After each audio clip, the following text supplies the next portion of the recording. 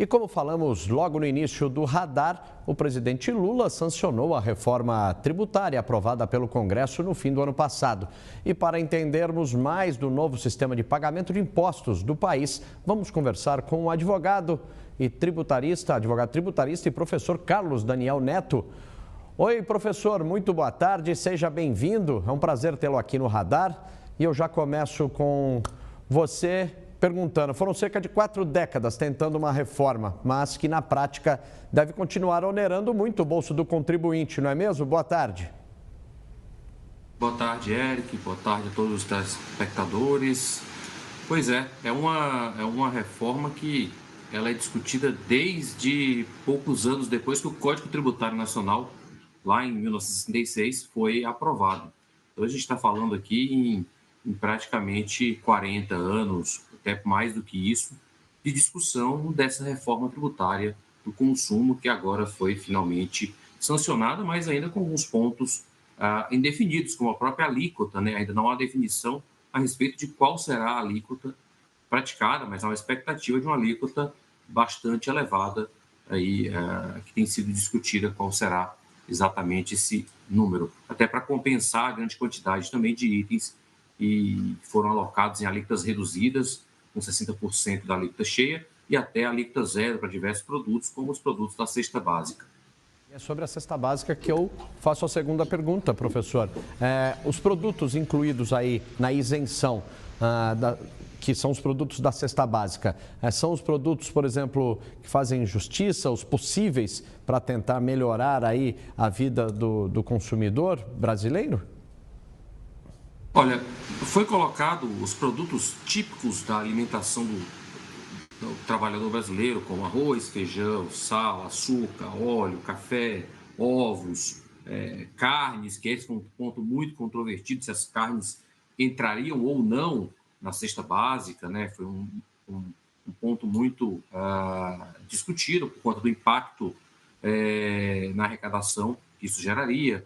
Então, a gente tem uma série de produtos que foram realmente incluídos nessa cesta básica e que alcançam não apenas a alimentação do trabalhador, mas como a alimentação de praticamente qualquer brasileiro, de qualquer nível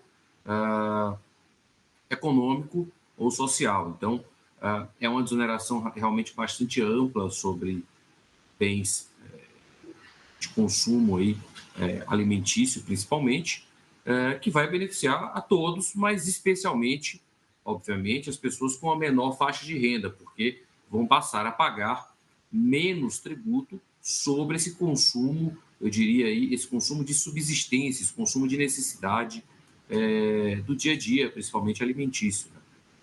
E como que o senhor avalia essa situação da não taxação de produtos exportados que estão incluídos naquele imposto seletivo, o chamado imposto do pecado? O imposto seletivo ele é um imposto nacional voltado para a tributação de determinados produtos que sejam contrários ao meio ambiente, contrários à saúde. Então, ele tem um escopo bem delimitado. Tá? Idealmente, ele não opera de forma necessariamente amarrada com outros tributos, e aí incluindo a IBS e a CBS. Tá? Idealmente, o ideal seria que você, se você vai estabelecer um imposto seletivo sobre certos produtos, que você também onerasse mais a importação, que você fizesse toda uma cadeia de oneração maior desse produto para desestimular, tanto quanto possível, for essa importação, esse consumo desse tipo de bem. Mas, no contexto brasileiro, a opção foi de fazer o acréscimo pontual por meio de um tributo só, por meio do imposto seletivo, o que, em certa medida, Eric, me parece que traz uma maior controlabilidade, porque você consegue fazer um ajuste de aumentar ou reduzir a alíquota de uma forma mais pontual, mexendo apenas no imposto seletivo, sem necessidade de ter que mexer, imagina ter que mexer em emenda constitucional para alterar os produtos que estão sendo uma alíquota maior ou menor para fins de IBS ou CBS. Então, você necessitaria até de uma alteração constitucional hoje para se poder onerar mais alguns produtos por meio do nosso IVA brasileiro, nosso IVA dual brasileiro. Então, o governo optou nesse contexto de reforma tributária apenas pelo imposto seletivo que dentro do seu escopo restrito, vai fazer essa função de oneração, realmente. A Fazenda Fernando Haddad disse hoje no discurso da regulamentação, da sanção da reforma tributária lá em Brasília, que só existem 100 países com um sistema tributário pior do que o Brasil. Como o senhor analisa, como o senhor vê? Hoje nós estamos muito atrasados mesmo, nós temos um sistema tributário muito ruim, de pouca competitividade no mundo? Olha, infelizmente, sim. O nosso sistema tributário brasileiro, ele é um sistema tributário extremamente complexo, extremamente custoso, extremamente problemático. Ele carrega problemas aí que se arrastam há anos e anos e décadas e que nunca foram solucionados com eficácia, com eficiência. Então a gente tem, por exemplo, o ICMS, que é um imposto que fomentou muito a guerra fiscal entre os estados. Tem uma grande complexidade com vários convênios do CONFAS, uma legislação extremamente ampla e diversificada entre os estados, sem uma uniformização. Você tem o ISS também, com a legislação cada município com o seu imposto sobre serviços, uma guerra também fiscal entre municípios.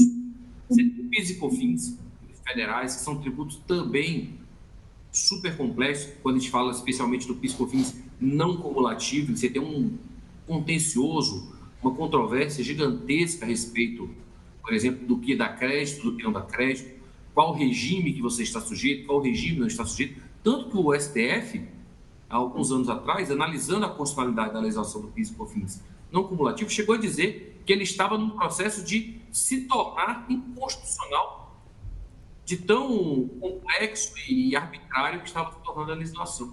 Então, isso para não falar do IPI também, que você vai ter uma variação muito ampla de alíquotas, dependendo do tipo de produto. Tem uma grande controvérsia a respeito da classificação de determinados produtos também.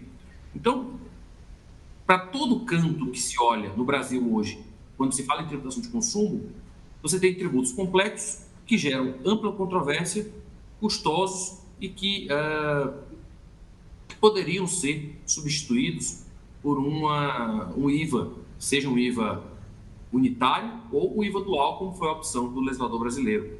Então, se simplifica muito, se unifica a legislação e você diminui burocracia, diminui custo de compliance das empresas, principalmente. Tá? Então, nesse sentido, você vai ter um grande avanço estrutural na nossa estrutura do sistema de tributação do consumo.